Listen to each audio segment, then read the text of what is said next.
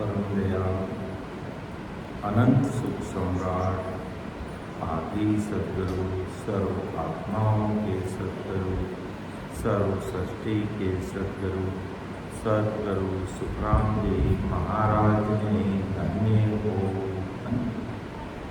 परम दयाल सद्गुरु दरियाव जी महाराज ने धन्य हो। परम दयाल सद्गुरु बाबा जी महाराज ने धन्य हो। कालन राम ने बारंबार प्रणाम स्वीकार हो। राम सभा में राम महाराज महाराज की असीम कृपा से प्रातःकालीन सिमरन का समय करीब 3 घंटे का हर्षोल्लास अति आनंदमय वातावरण के साथ पूरा हो रहा है और ऐसी कृपा दृष्टि सदैव हम सब भाई बहनों पर बनी रहें,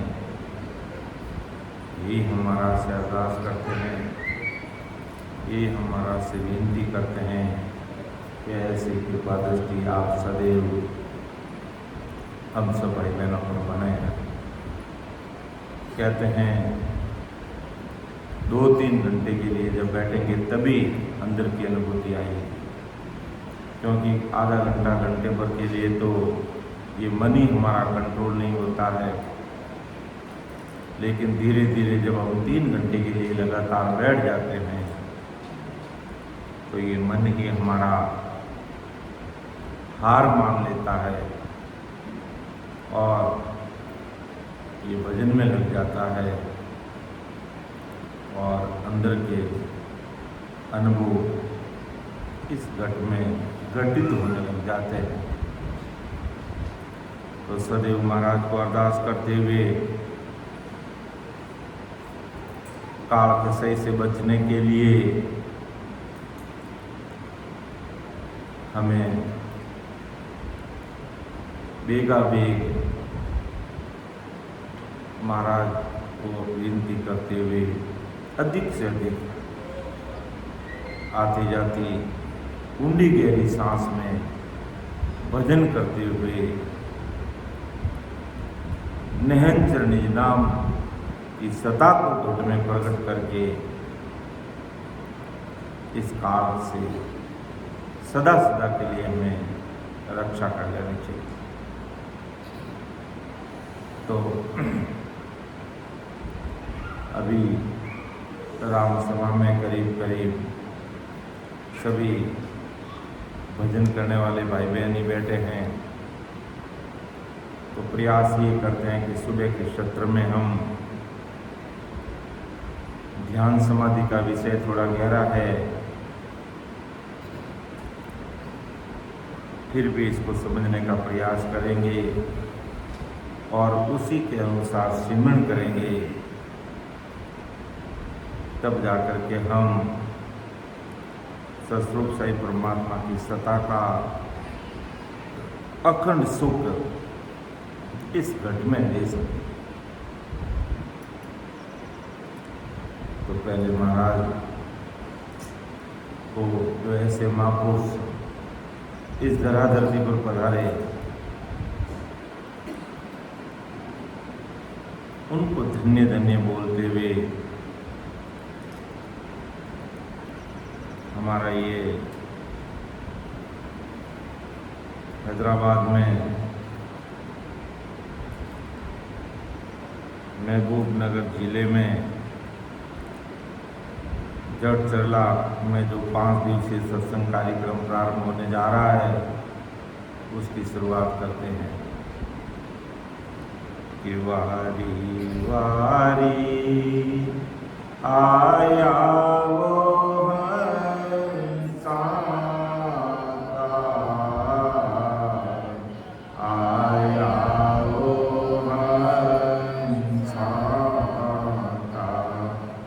संत बड़ा दी संत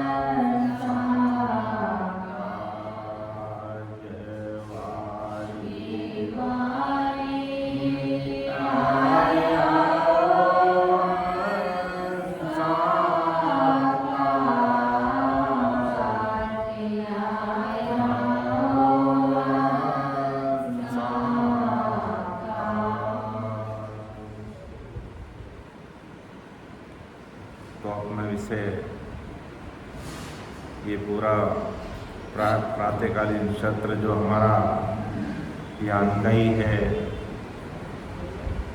और सभी राम सभा में बैठे हुए भाई बहन सभी ने करीब करीब 3 घंटे तक सिमरन करके ध्यान किया। रामानंद जी बच्चों को थोड़ा बेटा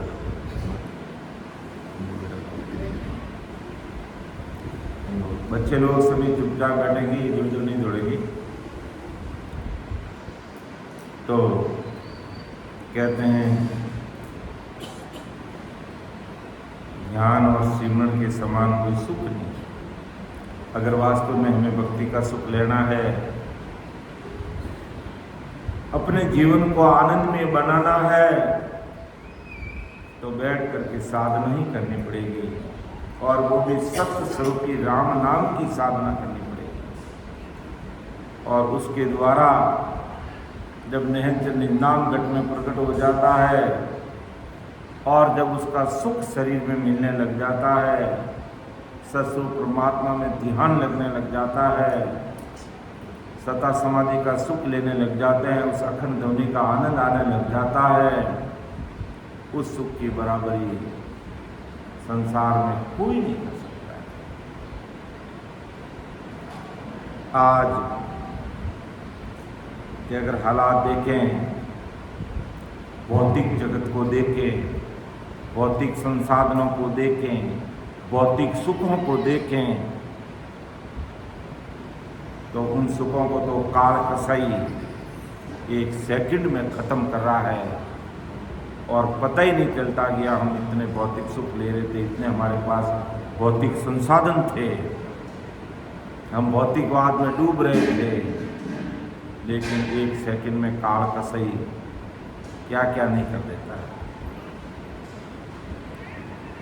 तो ऐसी विकट घड़ी में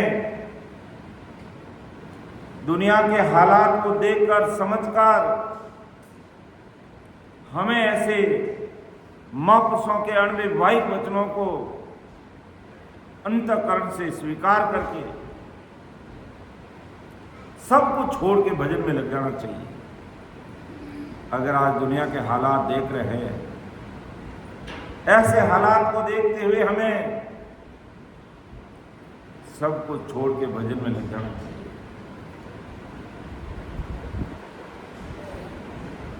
बड़े बड़े धनाढ्य देश काल के शिकार हो रहे हैं, और भौतिकवाद की सारी सुख सुविधाएं उनसे छीनी जा रही है। न घर के रहे न घाट के रहे। ये हालात है दुनिया के, जो भगवान को नहीं मानते, जिनका खान पान बिगड़ा हुआ, जिनका रहन सहन बिगड़ा हुआ, सस्वरूप सही परमात्मा क्या होता उससे कोई लेना देना नहीं। ऐसे लोगों के हालात आज बड़े खराब दिख रहे हैं। उन हालातों से हमें बचने के लिए ऐसे महापुरुषों के अणविवाहिक वचनों को सुन करके हमें ध्यान समाधि में खो जाना चाहिए। तो अपना विषय ध्यान समाधि का चल रहा है, जिसमें नाड़ी बंद चल रहा है, और उसमें भी करीब 5वां भाग है। तो इस नाड़ी बंद के विषय में आगे आने वाली साखियों में कौन कौन सी चीज़ों को हमें ध्यान रखना चाहिए, वो सारी चीज़ें हमें देखेंगे, समझने का प्रयास करेंगे। विषय जरूर गहरा है, समझ से परे भी हो सकता है, लेकिन फिर भी हम समझने का प्रयास करें। बार बार हम कहते हैं, आदमी जब बीमार हो जाता है और उसको बुखार आने लग जाता है,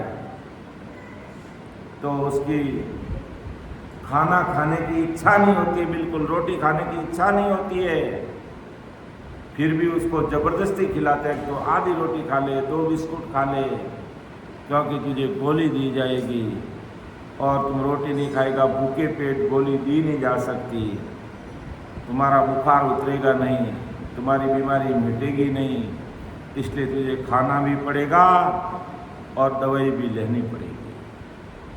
वही बात आज है, हमें जन्मों जन्म से चौरासी की बीमारी लगी हुई है, आवागमन का रोग लगा हुआ है। उसको मिटाने के लिए हमें सत्संग में बैठना पड़ेगा और ये सतयुग के राम जी के नाम की ये दवाई हमें वाई वचनों को सुनकर के ये राम नाम रूपी दवाई हमें लेनी पड़ेगी। इस विषय को हमें समझना पड़ेगा।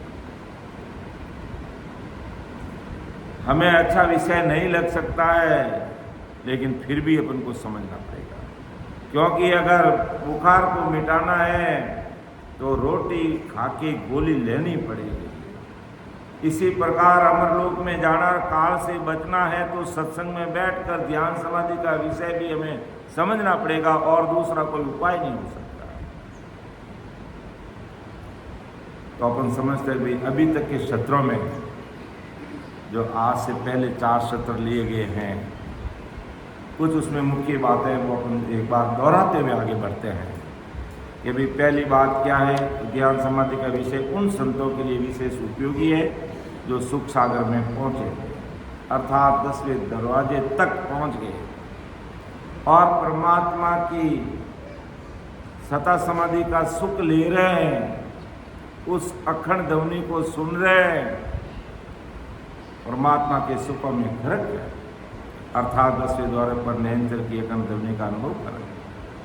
पहली बात। फिर दूसरी बात, आदि सतगुरु सुखराम जी महाराज द्वारा वर्णित ध्यान का अनुभव लेने के लिए आसन लगाकर बैठे।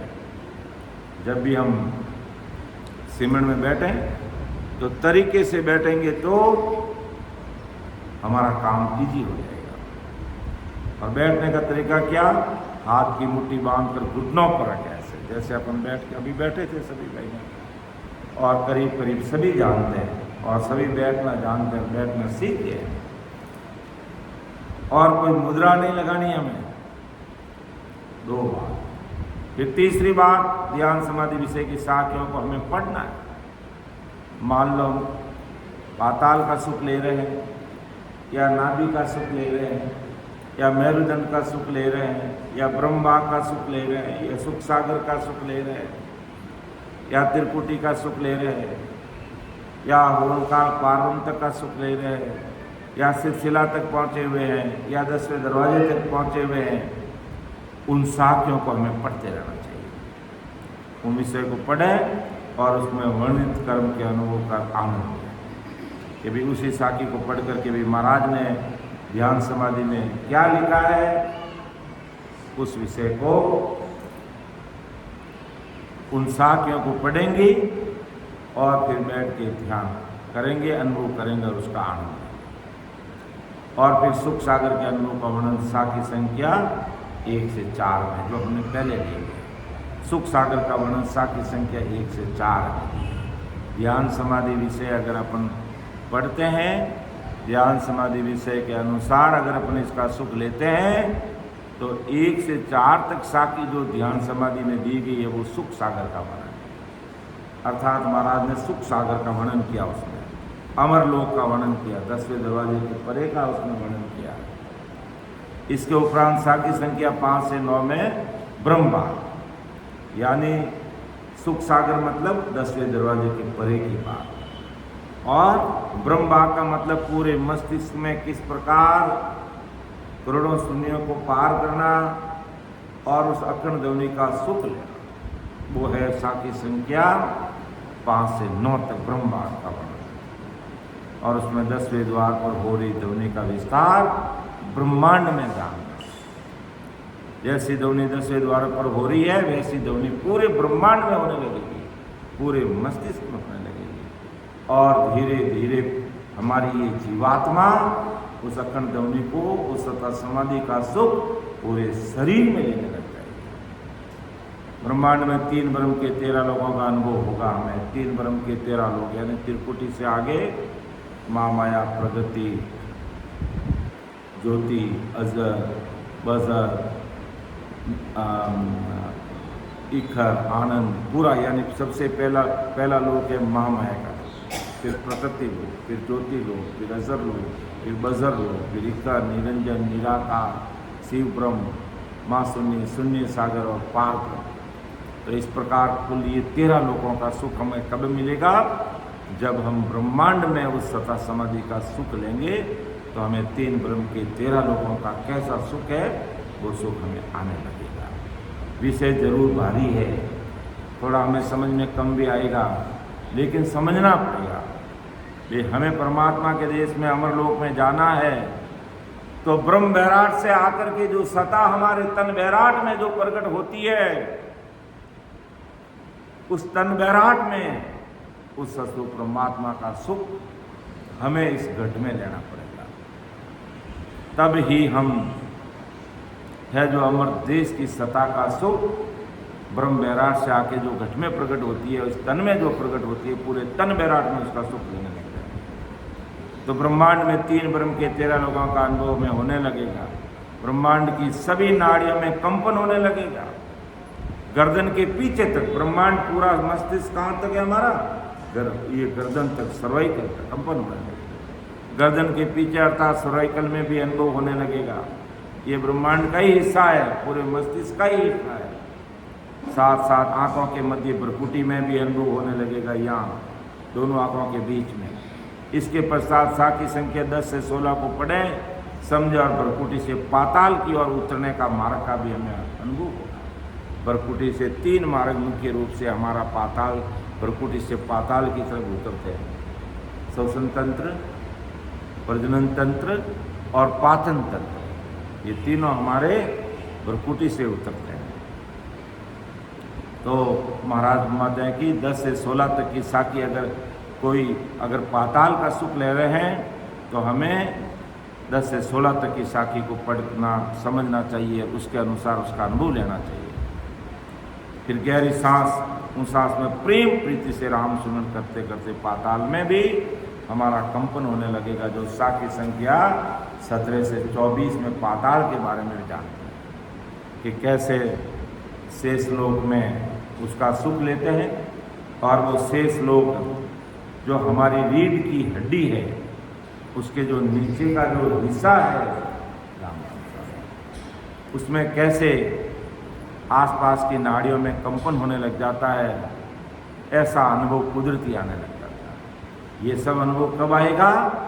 जब हम महाराज की शरणागति में होकर प्रेम प्रीत से ऊंडी गहरी सांस लेते हुए जब 12 कमलों का अनुभव करते हुए 10वें दरवाजे पर अखंड ध्वनि को सुनने लग जाएंगे, उस सता समाधि का सुख लेने लग जाएंगे।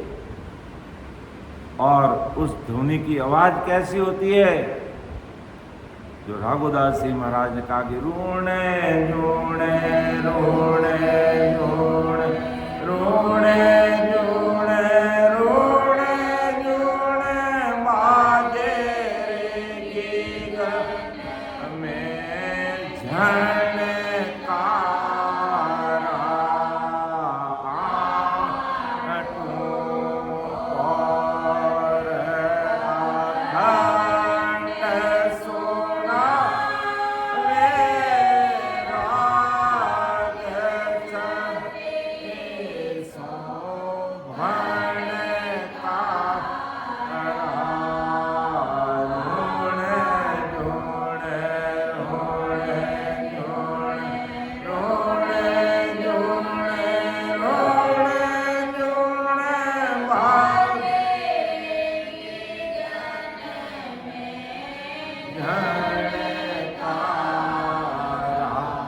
जब ब्रह्मांड में पूरे मस्तिष्क में जिगन में 10वें दरवाजे के पास और परे ऐसे ऋण जुण राम रंकार की वो ध्वनि, वो अखंड ध्वनि सुनाई देने लग जाती है। पूरे ब्रह्मांड का वो सुख लेने लग जाता है, अर्थात उसमें वो मगन हो जाता, मस्त हो जाता है। संसार के दूसरे म्यूजिक की आवाजें से तो हम ऊब जाते हैं। अगर कोई एक ही गाना बार बार हमें सुनाता तो बच्चों अगर बंद करे तो क्या तो बार बार इसको सुना रहा है, इसको बंद कर दे। और जब अंदर के गाने गाने लग जाएंगे, कुदरती वो सुनाई देने लग जाएगा, वो परमात्मा के देश के अणवैवाहिक वचनों की ध्वनि सुनाई देने लग जाएगी, वो अमरलोक की सत्ता का अनुभव होने लग जाएगा, हम उसमें मस्त हो जाएंगे और कुदरती हमारा सिमरन का समय बढ़ जाएगा, कुदरती हमारा सिमरन का समय बढ़ जाएगा। लेकिन ये सब बातों से नहीं होगी, ये सारी चीजें बैठना पड़ेगा। जैसे हम आते ही देखो आज सत्संग कार्यक्रम शुरुआत हुआ है और उसमें भी हम करीब 3 घंटे के लिए सभी भाई बहन बैठ गए। यही आनंद आखिर यही करना पड़ेगा। कितने दिन ज्ञान सुनेंगे, जरूरत है उतना ज्ञान सुनिए। हमें कौन से स्थान का अनुभव हो रहा, उस स्थान की साक्ष्य हमें जरूर पढ़नी चाहिए। लेकिन आखिर केवल पढ़ते ही रहेंगे, पढ़ाते ही रहेंगे, सुनते ही रहेंगे, सुनाते ही रहेंगे और बैठ करके भजन नहीं करेंगे, तब तक काम कैसे होने लगेगा? इसलिए हमें पहले काम की और राम की बात करनी है। काम क्या हमारा अमर लोक जाने का, और उसके लिए दवाई क्या है? राम नाम। इसलिए काम और राम की बात पहले हमें करनी है कि हमें क्या काम करना है। यहाँ काम का मतलब कोई कामने से नहीं कह रहा हूँ, यहाँ काम का मतलब हमारा काम अमर लोक जाने का, वो कार्य हमें करना है और उसके लिए हमें ये सतरूपी राम नाम को रखना है। तो उस अखंड ध्वनि में जैसे बड़े बड़े महापुरुषों ने अपने अनुभव रखे कि अभी किस प्रकार ऐसे अखंड ध्वनि का सुख लिया जाता है। राघुदास में 8 पौर 24 घंटे ऋण ऋण बाजे रे गगन में जणकारा। तो महाराज माता इस प्रकार जैसे अभी आज अपन नाड़ियों का बंध लेंगे, तो नाड़ियों के बंध के बारे में हम इन विशेष क्षेत्रों में समझने का प्रयास कर रहे हैं। कुछ क्षेत्र हमने इसमें ले लिए हैं। अब तक साखी संख्या 52 तक हमने जाना। कहाँ तक जाना हमने? 52 तक। और इन नाड़ियों का विस्तार पूरे शरीर में। कहते हैं कि नाड़ी बंध हमारा नाभि है और नाभि से नाड़ी कहाँ तक जुड़ी हुई है? हमारे 3 ब्रह्म के 13 लोगों का जो अंतिम माँ शून्य सागर तक पूरे शरीर में नाड़ियों का विस्तार है। श्वास और नाड़ियों में ओम सोम अजपा के स्थान पर सारे शरीर में निरंकार होने लग जाता है। जब हम आती जाती सांस में सतरूपी राम जी का नाम का स्मरण करने लग जाते हैं, तो पूरे ओम सोम का जाप अजपा तो हो ही रहा है कुदरती, यानी सांस अंदर आ रहा है बाहर जा रहा है, ये ओम सोम है। सांस अंदर आ रहा है वो सोम और बाहर निकल रहा है वो ओम। और अजपा मतलब अंदर सांस गया और क्षणिक रुका, वापस सांस छोड़ा, उसके बीच का जो सेकंड है उसको कहते हैं अजपा। तो ओम सोम का अजपा तो हो रहा है, लेकिन इसके साथ में हमने क्या करना शुरू कर दिया? महाराज के ज्ञान अनुसार, महाराज के अणवैवाहिक वचन सुन करके राम राम करना शुरू कर दिया। तो इन नाड़ियों के द्वारा पूरे शरीर में राम निरंकार होने लग गया। तो आदि सदगुरु सुखराम जी महाराज ने साखी संख्या 53 से 68 में हमें समझाने के लिए एक अलग दृष्टिकोण से गंगा यमुना धाराओं तीर्थों को मनुष्य शरीर में अनुभव का उपदेश दिया है। इस भाग में इस दृष्टिकोण से समझने का प्रयास करेंगे कि भी कौन कौन सी गंगाएं हमारे शरीर में बहती है, कौन कौन सी धाराएं हैं, कौन कौन से तीर्थ स्थल है, कौन कौन से द्वीप है, कौन कौन से घाट है, कौन कौन से नवखंड है कि 7 द्वीप 9 खंड, कौन कौन सी गंगाएं हमारे अंदर बह रही है, कौन सी गंगा का हमें ध्यान करना है, कौन से तीर्थों को हमें इस घट में समझना है। तो ऐसे इस गहरे विषय को समझने से पहले थोड़ा हमें उनको भी समझना। भाई इस खंड पर जो गंगा है उसको तो पूरी दुनिया जानती है, और उस गंगा में जाकर नहा के भी आ जाते हैं। तो क्या इतना करने से हमारा काम बन जाएगा? कुछ न के बराबर कर्म जरूर हमारे करते हैं, लेकिन बड़े बड़े जो संचित कर्मों का भारा हमारे साथ बंधा हुआ है, वो एक खंड की धरती की गंगा में नहाने से नहीं डूबने वाले हैं। वो कर्म हमारे कटने वाले नहीं है। तो महाराज आगे का जो गहरा विषय है नाड़ियों का बंध, जो साखी संख्या 53 से अपन 68 तक समझेंगे, लेकिन उससे पहले हमें कुछ बातें और थोड़ा उस पर समझने का प्रयास करेंगे।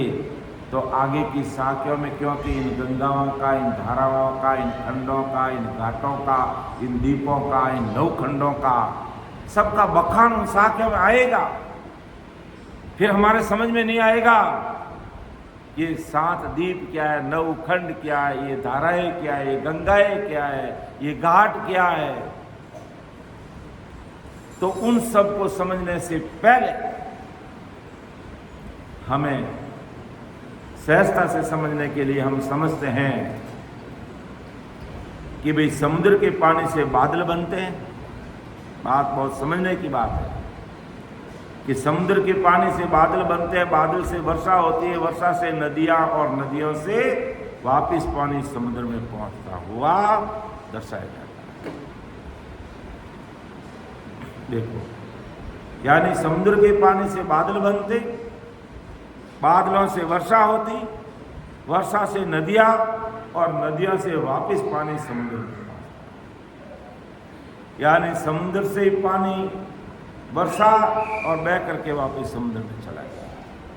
इस जल चक्र का मनुष्य शरीर में इस प्रकार समझिए, जैसे जल चक्र संसार का है, यानी तेज गर्मी से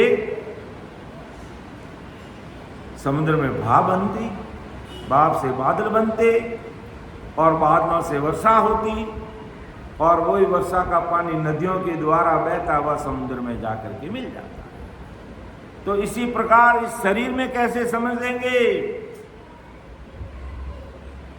कि गुदा स्थान और इसके आसपास समुद्र तुल्य है। नीचे नाक का दाहिना छिद्र सूर्य, बायां छिद्र चंद्रमा तुल्य। अनेक ग्रंथों में इन्हें सूर्य नाड़ी और चंद्र नाड़ी वर्णित किया है।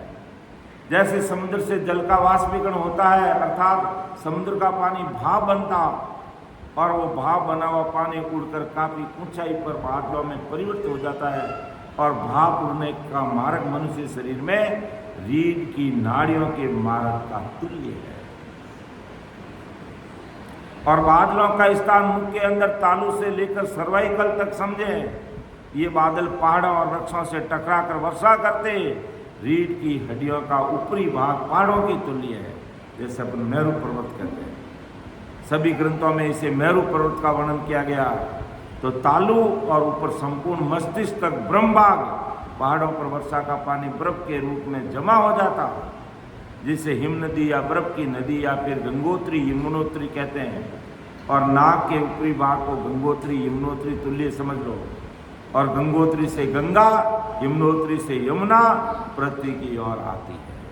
तो शरीर में श्वासन तंत्र और पाचन तंत्र इन धाराओं का प्रतीक है। देखो, बहुत समझने के विषय है। यमुना का जल तीसरी धारा प्रजनन को समझे, और ये तीनों धाराएं आकाश से उतरकर, यानी बरकुटी से उतरकर पृथ्वी के रास्ते होते समुद्र में मिल जाती है। ठीक इसी प्रकार शरीर में 3 धाराएं, अर्थात श्वसन, प्रजनन और पाचन, ये तीनों पाताल में आ जाते हैं। तो धाराओं का अगर अपन संक्षिप्त परिचय समझे तो मर्त्युलोक की गंगा यमुना, फिर पाताल गंगा, फिर स्वर्ग गंगा, ब्रह्म गंगा, दिव्य गंगा। फिर मर्त्युलोक की गंगा कैसे? पहली धारा मर्त्युलोक की गंगा यमुना का वर्णन श्वसन तंत्र को का गंगा का, यानी हमारी जो श्वासा बरकुटी से नाभि तक चलती है। वैसे तो सांस कहाँ तक चलते हैं? हमारे हृदय फेफड़ा तक, और फेफड़ा से हमारी वो ऑक्सीजन पूरे शरीर के अंदर काम करती है। तो मर्त्युलोक की गंगा और यमुना, इसको महाराज ने कहा है कि गंगा और यमुना श्वसन तंत्र को गंगा का, जिसका आधार रीढ़ के माध्यम से पहुंचने और पाचन और प्रजनन तंत्र को यमुना का, ये यमुना पाताल में छूट जाती है और गंगा में विलय हो जाती है। फिर दूसरी धारा या गंगा पाताल में, समझने की सहजता के लिए प्रस्तुति में इसका नाम पाताल गंगा दिया गया। और शाक्य में इसमें गंगा या धारा का वर्णन है। इस धारा में पाचन और प्रजनन तंत्र है, जिसका शेष अपशिष्ट पाताल में पहुंचता और ये धारा गंगा पाताल में छूट जाती है। अर्थात अगर अपन सहजता से समझें कि हमारा श्वसन तंत्र कहाँ से कहाँ तक चलता, भ्रुकुटी से यहाँ नाक से लेकर के नाभि तक चलता है, और प्रजनन तंत्र भ्रुकुटी से लेकर के वो भी नाभि यानी माँ का गर्भाशय तक, और उसका अपशिष्ट कहाँ निकल जाता, पाताल में। तीसरा हमारा पाचन तंत्र है, और वो भी है जो भ्रुकुटी से उतरता हुआ पाताल में निकल जाता है, यानी पाचन तंत्र का अपशिष्ट पदार्थ जो बचा हुआ है वो सब कहाँ निकल जाता है, पाताल में निकल जाता है। तो इस प्रकार महाराज अब अपन कहेंगे भी हमें ये श्वसन तंत्र, कई भाई बहनों के बात समझ में नहीं आएगी कि भी पाचन तंत्र, श्वसन तंत्र और प्रजनन तंत्र, इससे हमें क्या लेना देना है, ऐसा भी प्रश्न हमारे सामने पैदा होता है। तो अब श्वसन तंत्र आप समझोगे नहीं समझोगे, अपना काम कर रहा है। कैसे काम कर रहा है, ओम सोम का अजपा हो रहा कुदरती। आप कुछ भी नहीं करोगे, सांस अंदर जा रहा है, सांस बाहर आ रहा है, और जो आ रहा और जा रहा के बीच में जो क्षणिक रुक रहा वो अजपा, यानी ओम सोम का अजपा कुदरती हो रहा हमारे शरीर में। अब समझने की बात क्या है कि संसार के दूसरे भाई बहन ओम सोम का जाप अजपा करके, यानी श्वास पर ध्यान लगा करके सांसा को भ्रुकुटी में खींच लेते हैं। तो महाराज फरमाते हैं कि भाई इस सांसा से हमारा काम होता नहीं, इसे हम अमर लोग जा नहीं सकते। फिर दूसरा प्रजनन तंत्र, प्रजनन तंत्र भ्रुकुटी से नाभि तक यानी मां की गर्भाशय तक चलता है, और जब संसारिक भाई बहन संसारिक क्रिया करते हैं तो भ्रुकुटी से वीर्य उतर करके मां के गर्भाशय में आ जाता है। तो ये शक्ति का प्रतीक है, और शक्ति की साधना करने की 7 पीढ़ियां अलग अलग है। उन 7 पीढ़ियों की साधना करने से भी हम अमर लोग नहीं जा सकते। फिर रही बात पाचन तंत्र की, पाचन तंत्र के लिए योगी क्रियाएं क्या करते हैं, नाक में पानी डाल करके कंठ की सफाई करते हैं और मुख से पानी बाहर निकालते हैं, या नाक में धागा डाल के मुख में निकाल देते हैं। इसे कहते हैं नेति। क्या ये नैतिक क्रिया करने से हमारा शरीर तो साफ हो जाएगा, लेकिन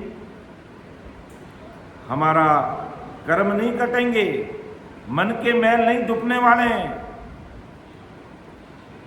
इसलिए नैतिक क्रिया से भी हमारा काम बनने वाला नहीं। फिर धोती क्रिया करते हैं, मुख द्वार से कपड़ा डाल करके ऊपर की आमाशय तक की, लीवर तक की आंतों को साफ करते हैं।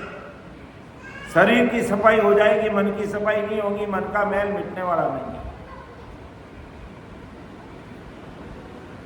फिर करते बस्ती, नैति, धोती और बस्ती। बस्ती का मतलब मल द्वार नीचे से कपड़ा डाल करके नीचे की आंतों की सफाई करते हैं। तो इससे भी हमारा काम बनने वाला नहीं है। तो शरीर की सफाई तो दुनिया कर लेती है, लेकिन मन की सफाई और कर्मों को काटने का साधन अपना नहीं पाती है।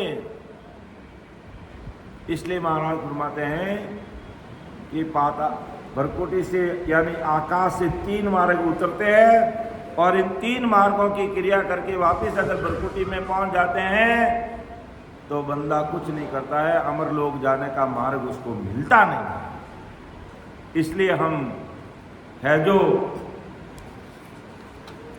मर्त्यलोक की गंगा को समझ रहे हैं, फिर पातालोक की गंगा को समझ रहे हैं, और तीसरी गंगा जो है हमारी स्वर्ग गंगा, फिर आएगी ब्रह्म गंगा, फिर आएगी दिव्य गंगा। इन तीनों को अलग अलग, चारों को अलग अलग, 5 को अलग अलग हमें समझना पड़ेगा। यानी मर्त्यलोक की गंगा, पातालोक की गंगा और स्वर्गलोक की गंगा। यानी स्वर्गलोक की गंगा कैसे, यानी पाताल से मार्ग खुल करके ईड़ा पिंगला सुकमणा के द्वारा हमारा ध्यान ऊपर की तरफ चढ़ता है, उसको कहा सुरुख गंगा। और जब गंगा कुंड मेरू दंड पर आके सर्वाइकल पर जब ये तीनों धाराएं गिरती है और यहाँ से फिर ईड़ा पिंगला सुखना के द्वारा ब्रह्म कुंड से जाकर के इस गंगा कुंड से हमारा ध्यान जाके ब्रह्म कुंड त्रिकुटी में पड़ता है, इसलिए उसको ब्रह्म गंगा कहा। और त्रिकुटी से फिर आगे दिव्य गंगा निकलती है, उससे हमें अमर लोक का मार्ग मिलता है। तो परम दयाल सदगुरु सुखराम जी महाराज जो आगे ध्यान समाधि का जो हमारा विषय है उसमें मर्तलोक की गंगा का बात आएगी, पाताल गंगा की बात आएगी, सूर्य गंगा की बात आएगी और ब्रह्म गंगा की बात आएगी, दिव्य गंगा की बात आएगी। इसलिए उस साखियों को पढ़ने से पहले हम इस पर थोड़ी समझ बना लेते हैं, तो आगे का विषय हमारे सामने अच्छे से समझ में आ जाए। यानी 5वीं गंगा त्रिकुटी से आगे की ये धारा 10वें द्वार तक जाती है। समझने की सहजता के लिए इसका नाम दिव्य गंगा दिया और इसका विस्तृत विवेचन ध्यान समाधि की बाद की शाखा में आएगा। अभी हम पहले बंद का विवेचन समझ रहे हैं, इसलिए यहाँ अन्य धाराओं का परिचय मात्र दिया गया। समझने के लिए इन चीज़ों को हमने देखा है। इसके बाद में घाट भी आएंगे। जैसे सभी के स्नान घाट जाते हैं अपन गंगा नदी पर स्नान करने के लिए हरिद्वार में जाते हैं, अलग अलग घाट बने, अलग अलग वहाँ घाट है। तो शरीर के अंदर कौन कौन से घाट है, जैसे भ्रुकुटी घाट, नाभि, मूलद्वार, मेरु और त्रिकुटी। और छोटे छोटे घाट कौन से हमारे शरीर में, 2 आंखें, 2 नाक के द्वार, कान के द्वार, मुंह, 2 हाथ, 2 स्तन, 1 उपस्थ, 1 गुदा, 1 नाभि, 2 पैर। ये सब घाटों के बारे में भी अपन विस्तार से समझने का प्रयास करेंगे। फिर तीर्थ और धाम, सन्यासी योगी जो ध्यान करते हैं वो हमारे इस शरीर के अंदर कौन कौन से तीर्थ और धाम है, उस विषय को भी समझेंगे। फिर कुंड को देखेंगे, जैसे हमने देखा पाताल कुंड, फिर यहाँ गंगा कुंड, फिर ब्रह्म कुंड है। हमारा ब्रह्म कुंड का त्रिकुटी में है, गंगा कुंड का हमारा सर्वाइकल, पाताल कुंड का नीचे पाताल के अंदर। तो ये सारी चीजें आगे की शाखा में आएंगी। फिर दीप और जल, 7 दीप है, 7 दीप है इस खंड में पृथ्वी पर, लेकिन शरीर में 7 दीप कौन से हैं? ये हमारे 2 आंखें, 2 कान, 2 नाक और मुख, ये हमारे 7 दीप है। तो ये भी, इस विषय को भी हम आगे और समझने का प्रयास करेंगे। तो अलग अलग चीज़ें अब अपन महाराज के ध्यान समाधि के अनुसार जो मुख्य जो मेन जो साखी है उसको समझने का प्रयास करेंगे। तो इससे पहले हमने धाराएं और गंगाओं को देखा, कुंड की बात की हमने, तीर्थ स्थलों की बात की हमने, 7 दीपों की बात हमने समझने का प्रयास किया संक्षेप में। अब हमारा जो ध्यान समाधि विषय की जो मूल साखी संख्या हमारा 53 है, 53 साखी से हम इस विषय को प्रारंभ करते हैं। देखो अब ध्यान समाधि का विषय है और इस जगह पर अपन पहली बार ले रहे हैं, तो प्रस्तावना के रूप में इसको इस तरीके से हम सबके सामने रखा ताकि आगे की साखियाँ हमारे अच्छी तरह से समझ में आ जाए। और फिर अब देखो, अब इस सभा में अपन इतने सारे भाई बहन बैठे हैं, सबका ध्यान तो एक जगह पे नहीं लग रहा है। कोई भाई बहन है जो नाभि में ध्यान कर रहा, अभी किसी भाई बहन का ध्यान पाताल में लग रहा है, किसी का ध्यान पीछे 21 सुर्गों में लग रहा, किसी का मेरुदंड पे भजन हो रहा, किसी का त्रिकुटी में हो रहा, किसी के 3 ब्रह्म के 13 लोकों में हो रहा है, कोई 10वें द्वार तक पहुंच चुके हैं, वहाँ का सुख ले रहे हैं। तो अपन को अपने ध्यान अनुसार इस विषय को समझना है। तो आज महाराज की इतनी भारी कृपा हम सब भाई बहनों पर है कि वाणी जी महाराज आज फोन के माध्यम से हमेशा हमारे हाथ में रहते हैं। हमारे फोन में वाणी जी महाराज उपलब्ध रहते हैं। तो हम भजन में जब भी बैठते हैं, जहाँ पर हमारा ध्यान लग रहा है उससे आगे नहीं बढ़ रहे हैं, तो उसके आसपास की साखियाँ हमें जरूर ज्ञान समाधि का विषय निकाल कर पढ़ लेना चाहिए। अलौकिक ग्रंथ खोल के हमें समझ लेना चाहिए। सुख विलास ग्रंथ हमें समझ लेना चाहिए। गढ़ पर्चे की बातें हमें देख लेनी चाहिए। फिर भी समझ में नहीं आ रहा है तो जानकारी रखने वाले जो भाई बहन हैं, संजन हैं, हमें उनसे भी पूछ लेना चाहिए। उनका सानिध्य भी हमें ले लेना चाहिए, क्योंकि अमरलोक जाने के मार्ग, दूसरी सारी चीजें हम समझने का प्रयास करते हैं, लेकिन अमरलोक जाने के विषय को अगर अच्छी तरह से समझने का प्रयास नहीं किए और संख्या में रह गए, तब तक हमारी उम्र बीत जाएगी और फिर काम बनेगा नहीं। इसलिए विषय बहुत गहरा है, लेकिन फिर भी मैं आप सबके सामने रखने की हिम्मत कर रहा हूँ कि भाई नहीं, इस विषय को इतना रुचिपूर्ण भी नहीं होगा, कई भाई बहनों को अच्छा भी नहीं लगेगा, लेकिन फिर भी इस विषय को रखने की हिम्मत रखता हूँ मैं भी, महाराज की कृपा से। कि आप ऐसी हमें हिम्मत देना, आप हम सब भाई बहनों पर ऐसी कृपा करना, ताकि हम इस विषय को अच्छी तरह से समझ करके हम हमारा काम कर सकें, क्योंकि इसी से हमारी रक्षा होने वाली है। बाकी तो काल कसई के पास तो इतने अस्त्र है कि वो चाहे तो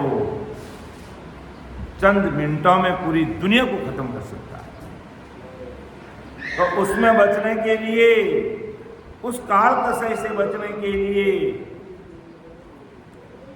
उस काल कसई से बचने के लिए ये निहंच निज नाम की सताई हमारी रक्षा कर सकती है और कोई नहीं कर सकता। बाकी काल कसई के सामने कोई नहीं बच सकता। जिनके गट में निहंच निज नाम की सता है और उस सता में ओतप्रोत है और निजमन से लगे हुए, अंत्यकरण से लगे हुए हैं, वो सतस्वरूप साहिब सदैव उस जीवात्मा पर रक्षा कवच के रूप में काम करेंगे।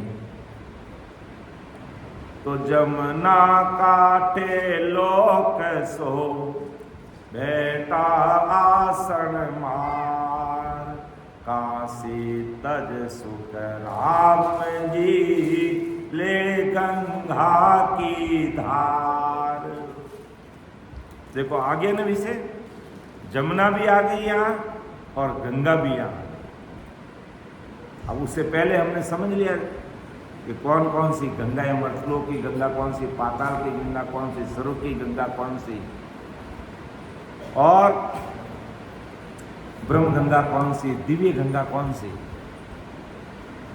और कौन सी जमुना की बात करें, कौन सी गंगा की बात करें साकिब। इसलिए उस विषय को थोड़ा पहले समझा, लेकिन कई भाई बहन कोई नहीं सुनते हैं, कोई मेरा जैसा आकर के नया बैठ गया तो क्या कभी यहाँ आकर के सत्संग में क्या करें, तुम जो गंगा जमुना की बातें करते, तुम भी यहाँ आके गंगा जमुना की बातें करते हैं। लेकिन गंगा जमुना वो मर्तलोक की गंगा जमुना अलग, ये शरीर की गंगा जमुना अलग।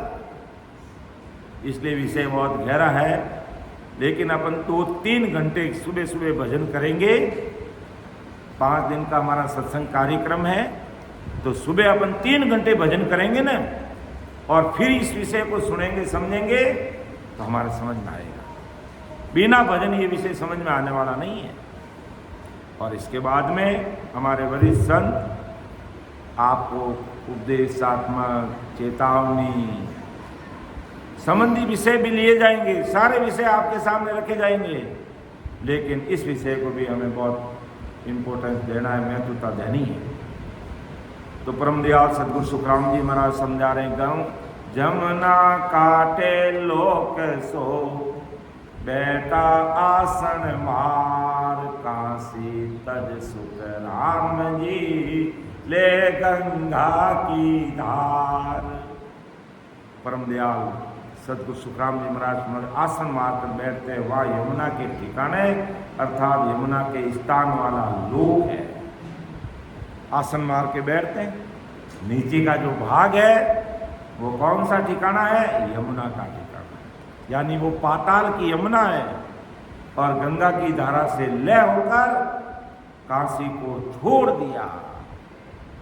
अर्थात काशी को छोड़ दिया मतलब इस शरीर की मृतलोक की गंगा को हमने छोड़ दी। तो परमदयाल सदगुरु सुखराम जी महाराज कैसे इसका खुलासा किया, इस साखी को अपन और समझते हैं कि रीढ़ की जड़ का मतलब हमारी रीढ़ की जो हड्डी है इसके नीचे वाला सिरा, गुदा स्थान के आसपास की जगह के आधार से आसन मारकर अपन बैठते हैं। ये आसन मार के बैठते हैं, आलती पालती लाकर गुदा पर ही बैठे हैं। ये स्थान यमुना का ठिकाना अर्थात यमुना के पाताल में पहुंचने का स्थान। इस स्थान से आगे जाने के लिए गंगा की धारा को पकड़ा, और कौन सी धारा को पकड़ा? स्वर्गलोक की गंगा को।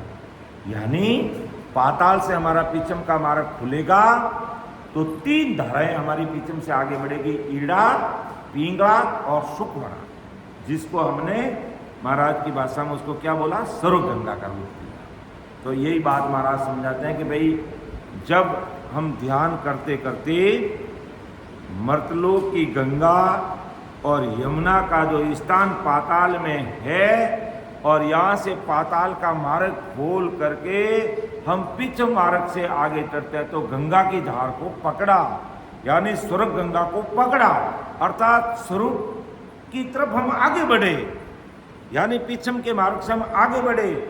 कब, कैसे बढ़े? ध्यान से आगे बढ़े।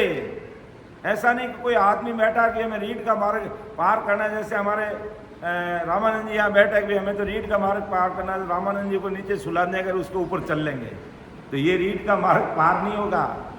कि रामानंद जी बैठ गए, हम रीढ़ का मार्ग पार कर, रामानंद जी तुम यहाँ सो जाओ, तुम यहाँ, और तुम्हारे रीढ़ के ऊपर हम पैर दे के आगे चलते चलते यहाँ गर्दन तक आ जाएंगे।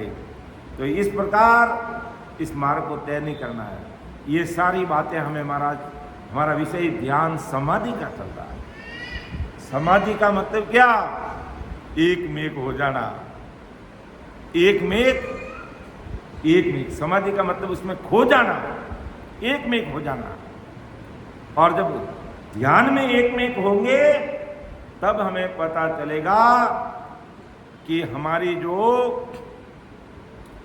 प्राण वायु है, 5 प्रकार की प्राण वायु हमारे शरीर के अंदर है। कौन कौन सी वायु कहाँ से कहाँ तक काम करती है वो महाराज ने वायु निर्णय के अंग में समझाया है। जैसे प्राण वायु हमारी ऑक्सीजन है, वो कहाँ? नाक से नाभि तक चलती है। अपान वायु हमारी नाभि से पाताल तक चलती है। इसी प्रकार पिछम के मार्ग में उल्टने के लिए तत्मूल वायु काम करती है। तो वो उस तत्मूल वायु के साथ हमारे ध्यान कैसे ऊपर बढ़ता है? तो महाराज फरमाते हैं कि जब हम पिछम का मार्ग खोलते हैं, यमुना का स्थान छोड़ते हैं और सुर की गंगा यानी सुर की धारा में ध्यान लगाते हैं, तब हमारा ध्यान पिछम की तरफ लगता है।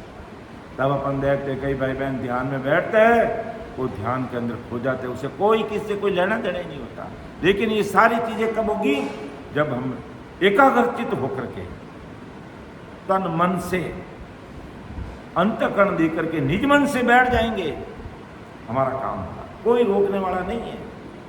इसलिए कहते हैं विषय थोड़ा गहरा है लेकिन फिर भी समझना बहुत जरूरी है। तो महाराज फरमाते हैं कि गंगा की धारा को पकड़ा अर्थात श्वास अनुश्वास के आधार से लयबद्ध राम राम सुमरण किया, आती जाती सांस में सिमरण में लगे और काशी को छोड़ दिया अर्थात बिना राम नाम वाले ओम सोम को छोड़ दिया। यानी हमारा सांस ऐसे ही खाली चल रहा था ओम सोम के साथ, वो छोड़ करके हमने क्या कर लिया? राम नाम करना शुरू कर दिया। तो जमुना काठे लोक सो बेटा आसन मार, काशी तज सुख राम जी ले गंगा की धार। अब सरल भाषा में अपनी भाषा में समझने के लिए, यानी आती जाती सांस में हमारा ओम सोम का अजपा हो रहा था कुदरती, हमने महाराज को अरदास करके इस आती जाती सांस के अंदर राम राम का सिमरन शुरू कर दिया। और राम राम का सिमरन शुरू कर दिया तो ये ओम सोम का जाप जपा छूट गया और राम नाम के सिमरण में हम लयबद्ध तरीके से उसमें खो गए। बस ऐसे ही समझ लो सरलता से। फिर अगली साखी में महाराज क्या फरमा रहे कि जासू जमुना उतरे गंगा फेर बखान आसुद ले सुख राम जी बेटा नावे आन।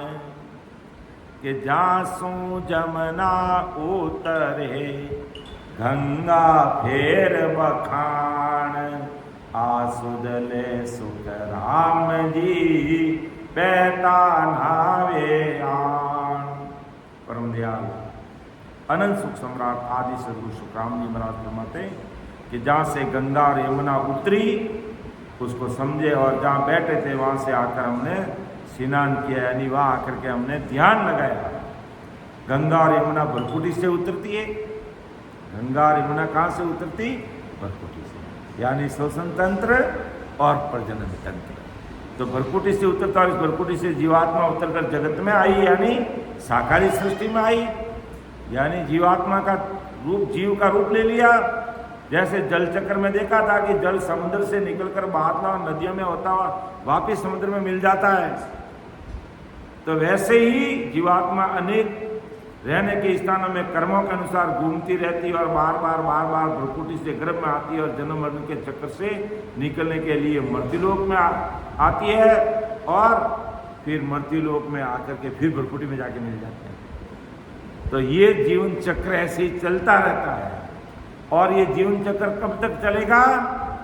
जब तक हम भ्रुकुटी को छोड़कर त्रिकुटी का मार्ग पकड़ करके दिव्य गंगा अमरलोक 10वें दरवाजे को खोलने का रास्ता नहीं अपनाएंगे, तब तक हमारा ये जल चक्र की तरह हमारा ये जीवन चक्र ऐसा चलता ही रहेगा।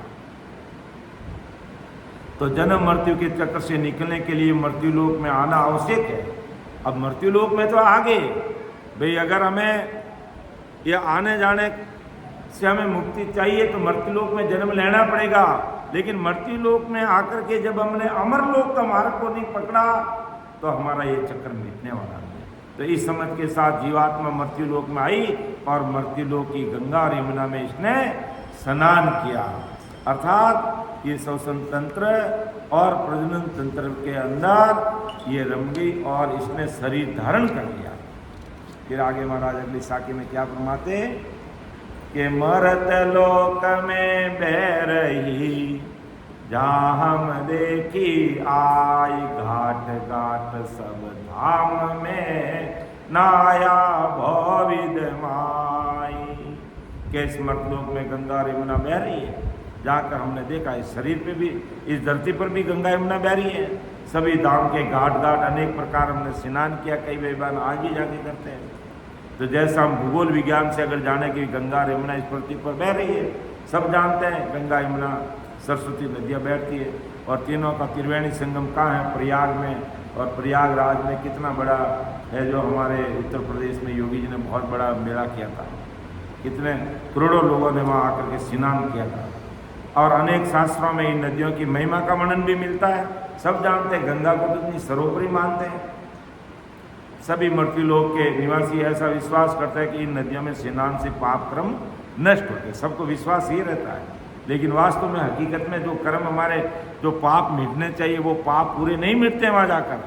तो परम दयाल सदगुरु सुखराम जी महाराज के सस्वरूप विज्ञान ज्ञान से समझ में आया कि ये गंगा और यमुना इस शरीर में भी बह रही है, हमारे शरीर में भी गंगा यमुना चल रही है, मर्तलोक में भरतखंड में तो बह रही है।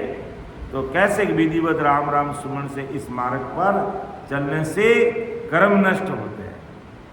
केवल गंगा में स्नान करने से कर्म नष्ट नहीं होते, विधिवत राम राम का सुमन करने से इस मार्ग पर चलने से हमारे कर्म नष्ट होते हैं।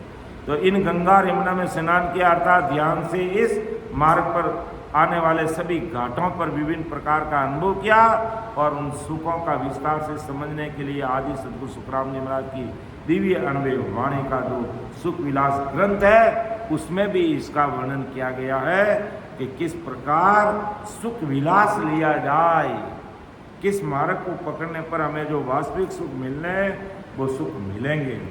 हमारी जीवात्मा आदि में पूर्णकाल पारब्रह्म में थी और महासुखों की चाहना से निकल करके ये है जो पूर्णकाल से शिवब्रह्म, शिवब्रह्म से चिन्दानंद ब्रह्म, चिन्दानंद से प्रकृति और प्रकृति से माँ के गर्भवास में आकर के मानव तन धारण कर लिया। मानव तन तो धारण कर लिया, लेकिन सतगुरु साहिब का सानिध्य नहीं मिला। इस कारण महासुखों की चाहत में निकली थी ये जीवात्मा, लेकिन महा दुखों में पड़ गई। और जब ऐसे सस्वरूप ज्ञान विज्ञान अर्थात ऐसे महापुरुषों के अनभिवाहिक वचन जो हमें सुनने को मिलता, तब हमारी समझ बनती है कि इस भरतखंड में या इस मर्तलोक में या इस खंड में, इस धरा धरती पर बहने वाली नदियों में नहाने से हमारे कर्म कटने वाले नहीं हैं। अगर वास्तव में हमें कर्म काटने हैं तो ऐसे सत्स्वरूपी महापुरुषों के सानिध्य लेकर के उनके अनभिवाहिक वचनों को समझ करके वेद विधि से भजन करके 2-4 घंटे समय निकाल करके विधिवत अपन भजन करेंगे तो हमारे क्रियामान कर्म भी लगेंगे नहीं, संचित कर्म खत्म हो जाएंगे और प्रारब्ध कर्म भी क्षीण हो जाएंगे और पूरे हो जाएंगे। इसलिए हमें इस शरीर के अंदर राम नाम की गंगा में नहाना है, ना कि बाहर की गंगा में नहा करके इतनी श्री मान ली कि हम गंगा में नहा के आगे हमारे तो सारे पाप धुल गए। ठीक है, क्षणिक छोटे मोटे पाप धुल जाते हैं, लेकिन बड़े बड़े जो कर्म किए हुए हमारे जो संचित कर्म पहाड़ जितने भारी हमारे सिर पे बंधे हुए हैं, उन कर्मों का खात्मा करने के लिए हमें महाराज के ऐसे अनभिवाहिक वचनों को ही सुनना पड़ेगा, समझना पड़ेगा। तो मरत लोक में बह रही जा हम देखी आई, घाट घाट सब धाम में नाया भविद माई। एक साखी और लेते हैं कि एक घाट पर मानवी पेड़ी सोले बखान, सर्वरस सुख राम जी नायर पिया जान। अर्थात परम दयाल सद्गुरु सुखराम जी महाराज आज सब जगत के संसार के सारे भाई बहनों को फरमा रहा कि एक घाट पर मनुष्य का मन 16 सीढ़ियों का बखान कर और स्नान और आत्मन अर्थात नदियों का जल पीकर सभी रसों को जानता। जैसे अपन जगत में देखते हैं कि नदियों के उतले जल का मतलब क्या, जहाँ पर जल कम है वहाँ जाकर के अर्थात जहाँ पानी की गहराई कम है मनुष्य की भीड़ लगी रहती है। चाहे हरिद्वार में जाओ और कहीं जाओ, जहाँ गंगा के जो घाट बने हुए हैं वहाँ जहाँ पानी कम है वहाँ मनुष्य की भीड़ लगी। क्यों लगी है कि उसमें वो नहाते हैं, गहरा पानी में कोई नहीं जाता है। तो सभी इन घाटों का बखान यानी महिमा करते हैं। चाहे वो मनोरंजन की दृष्टि से वो कहीं घूमने के लिए ऐसे ही जाते हैं, गर्मी पड़ती है, गंगा दशमी है, चलो भाई स्नान करके आते हैं। फिर स्नान, जल, कोई सेवन, कोई मुंडन, कोई दुग्ध क्रिया अर्थात अंतिम संस्कार से संबंधित बातें वो सब जाकर के इन घाटों पर करते हैं। तो इस प्रकार ये जगत शरीर के बाहरी अंगों और उनकी क्रियाकलापों में लगी रहती है कि भाई बाहर का जो काम है वो हमारा बिगड़ना नहीं चाहिए।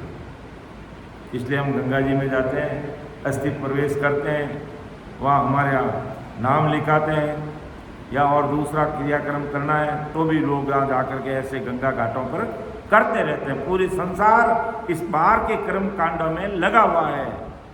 16 बाहरी अंगों से 5 मुखों की आशा से व्यस्त है। ये 16 अंग इस प्रकार है, 2 चरम चक्षु। अब हमारे शरीर के अंदर ये 16 पेड़ी कौन सी है, 16 घाट कौन से हैं, वो महाराज के हमें समझना चाहिए। इनको समझ करके इनको हमें भक्ति में लगा करके हमारा काम करना चाहिए।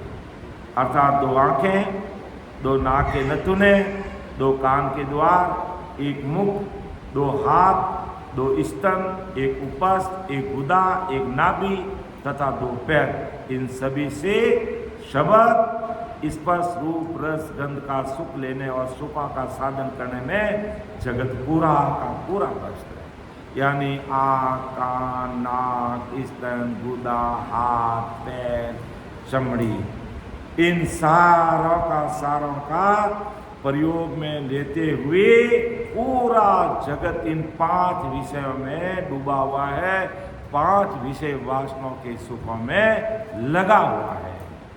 कि एक घाट पर मानवी पेड़ी सोड़ मखान, सर्वरस सुख राम जी नायर पिया जान। इस प्रकार एक घाट पर मानवी पेड़ी सोड़े मकान, ये 16 पेड़ियां है, उसका सुख 5 विषय का सुख पूरा जगत पूरा संसार इसी में लगा हुआ है। अब कोई बिरला जन है तो बिल्कुल उसके विपरीत चलने लग जाता है। जब ऐसे सत्स्वरूपी ऐसे महापुरुषों के अणवे वाहिक वचनों को सुनने वाला है और वाहिक वचनों को सुन करके वो क्या करेगा, आंखों से सद्गुरु दर्शन चाहेगा, नाक से जो कुदरती जो सस्वरूप की जो सुगंध मिलती उसको देखेगा, कानों से महाराज के अणवे वाहिक वचन सुनेगा और मुख से वो राम रस पिएगा, तो हाथों से वो सद्गुरु सेवा करेगा। इसी प्रकार इन पूरे के पूरे शरीर के अंगों के द्वारा जो 5 विषय में वो लगा हुआ था, इनको छोड़ करके पूरा का पूरा इन सारे शरीर के अंगों का काम किसमें लेने लग जाएगा, वो भक्ति में लेने लग जाएगा। तो आज महाराज कहते हैं कि जो ध्यान लगा करके हमें जिस चीज का जो सुख और आनंद लेना चाहिए वो नहीं लेकर के इन शरीर की 16 पीढ़ियों के द्वारा ये जगत 5 विषयों को सुख ले रहा है। तो परम दयाल सद्गुरु सुखराम जी महाराज इन साखी के माध्यम से आज हमें क्या सीख दे रहे हैं कि शरीर का सदुपयोग किस चीज के लिए हमें करना चाहिए और किस चीज के लिए हम कर रहे हैं। अर्थात काई करने आयो रे बंदा, काई दंड लागो रे, काई करने आयो रे बंदा, काई दंड लागो रे, मान को जावे रे मूंगा मोल रो भाया, मान को जावे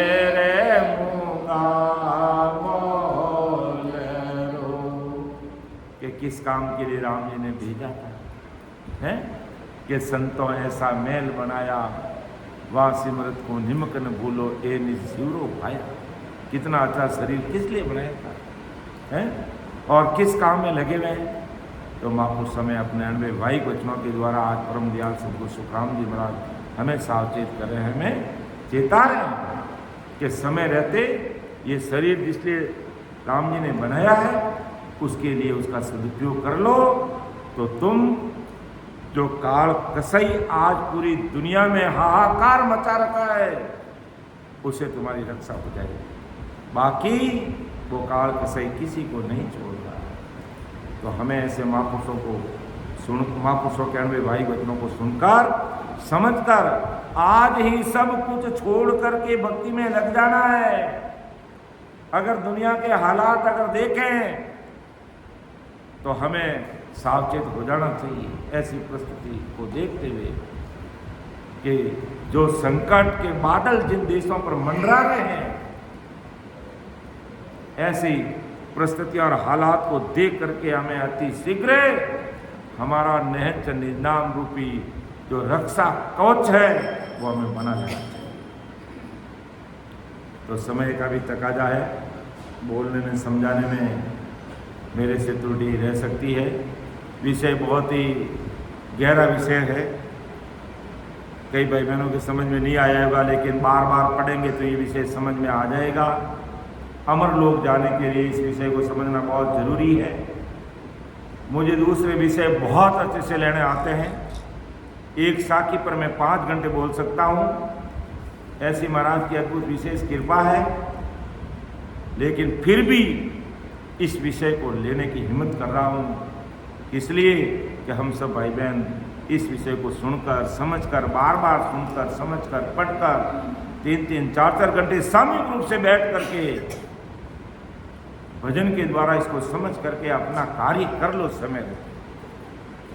क्योंकि दुनिया के जो हालात देख रहे हैं उस हिसाब से किसी को कोई भरोसा नहीं है कल का सूर्य उदय होगा कि जिस बिल्डिंग में सो रहे उसी में ही दफन हो जाएगा, कोई पता ही नहीं चलेगा। तो विषय गहरा लेने की हिम्मत कर रहा हूँ, आप अन्यथा मत लेना, मुझे माफ़ करना।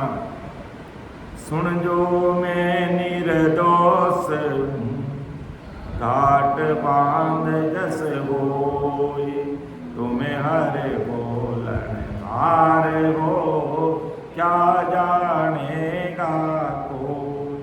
परम दयाल अनंत सुख सम्राट आदि सद्गुरु, सर्व आत्माओं के सद्गुरु, सर्व सृष्टि के सद्गुरु सद्गुरु सुखराम जी महाराज ने धन्य हो धन्य। राम सभा में राम राम साहब सभी राम स्नेही भाई बहनों को मेरा बारंबार कोटि कोटि राम राम साहब प्रणाम।